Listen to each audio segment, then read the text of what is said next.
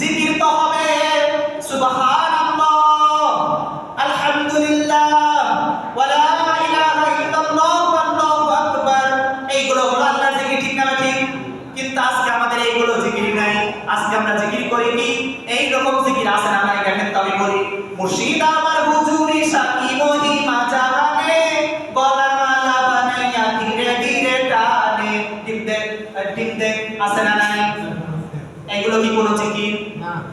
মুসলমান ভাইরা আমার, জিকির হবে আল্লাহর নামে। এই জিকির আল্লাহর নামে করতে আসলে আমার মুর্শিদ আসে করতে, ঠিক না ঠিক? এগুলো বলতে গেলে জিকির। এই রকম জিকির করলে সওয়াবের পরিবর্তে আর গুনাহ বেশি হবে।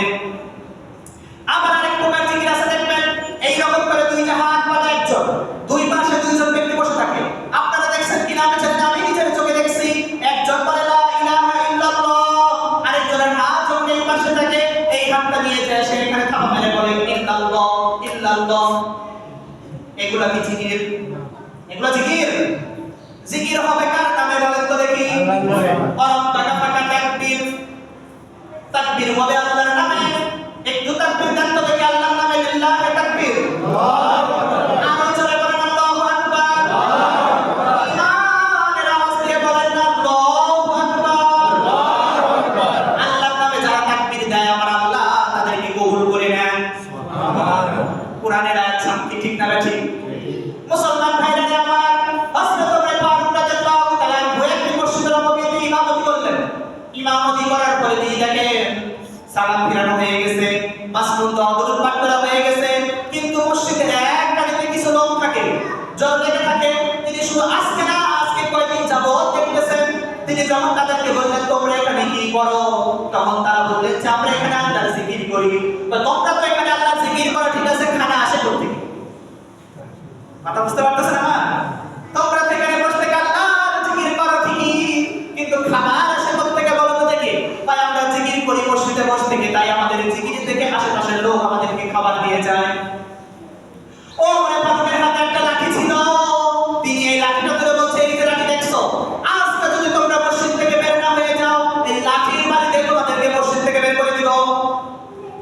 কোন কারণে তিনি এই কথা বলছেন? সূরা জুমআ দ্বিতীয় রুকু, ফাইদা কুদিয়াতিস সালাতু ফান্তাশিরু ফিল আরদি ওয়াবতাগু মিন ফাদলিল্লাহ। আল্লাহ বলছেন যখন তোমাদের নামাজ শেষ হয়ে যায় তখন তোমরা আল্লাহর রিজিক খোঁজার জন্য জমিনে ছড়িয়ে পড়ো। কোথায় ছড়িয়ে পড়ো? জমিনে। আল্লাহ বলছেন তোমাদেরকে জমিনে ছড়িয়ে পড়তে, আর তোমরা এলাকাবাসীতে তোমাদেরকে খাবার দিয়ে যায়, এর লোভে পড়েই তোমরা মসজিদের কানিতে বসে জিকির করো। খবরদার মানা করে দিলাম আমি ওমর, তোমরা যদি আজকের পরে যদি মসজিদে তোমাদেরকে দেখি, আমার হাতের লাঠিটা দিয়ে কিন্তু পিটায়া মসজিদ থেকে বের করব। মুসলমান ভাইরা আমার, এটা যারা আমার বুঝছেন না, তাবলীগ করার তো মসজিদে আসে, এরাও তো আল্লাহর জিকির করে, এদের তো মসজিদ থেকে দাঁড়ানো লাগবে, এটা না।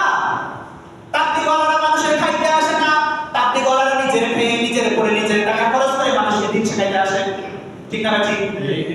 মুসলমান ভাইরা আমার, আজকে আমরা কথা বলি এক লাইনে, কিন্তু কথা কিন্তু চলে যায় আরেক লাইনে। এরকম লোক আছে না নাই? আছে। কথা বলি আমরা সঠিক, কিন্তু কথা বানায় আদায় ব্যাঠি, আছে না নাই?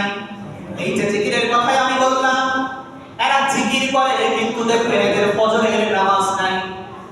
জশ্নে জুলুসিতে মিলাদুন নবী যখন আসে, রাসূলকে এত মহব্বত করে, মহব্বতের কারণে হ্যাপি বার্থডে যে কেক আছে না, বাংলাদেশে কেক আছে না নাই? আমাদের এলাকার আশেপাশে সন্তানদের হ্যাপি বার্থডে পালন করে কিনা? সেখানে তো লেখা থাকে happy birthday to you my sister, মানে হ্যাপি বার্থডে আমার ছোট বোন, happy birthday to you my brother, happy birthday আমার ভাই। আর ওরা কি করে? হ্যাপি বার্থডে মুহাম্মাদুর রাসূলুল্লাহ, নাউযুবিল্লাহ। হ্যাপি বার্থডে কেকের পুরো লেখা নবীর নাম। এমন ভাবে মিছিল করে দেখবেন রাস্তাঘাটে বেরিয়ে পড়ে, কিন্তু ওদের ফজরের নামাজ নাই, জোহরের নামাজ গেল কই, আসরের নামাজও পড়ে না। জশ্নে জুলুসিতে মিলাদুন নবীর জন্য জিকির করতে গেলে করতে করতে এদের নামাজ কাজা হয়ে যায়, এটা এদের কোনো জিকির না, ঠিক না ঠিক? কথা বলেন না কেন আপনারা? কষ্ট হচ্ছে ঠিক বলতে? মুসলমান ভাইরা আমার, কবি বলেছেন কেমন করে ঘুমাও তুমি ফজর করে কাজা, এমনও তো হতে পারে জহর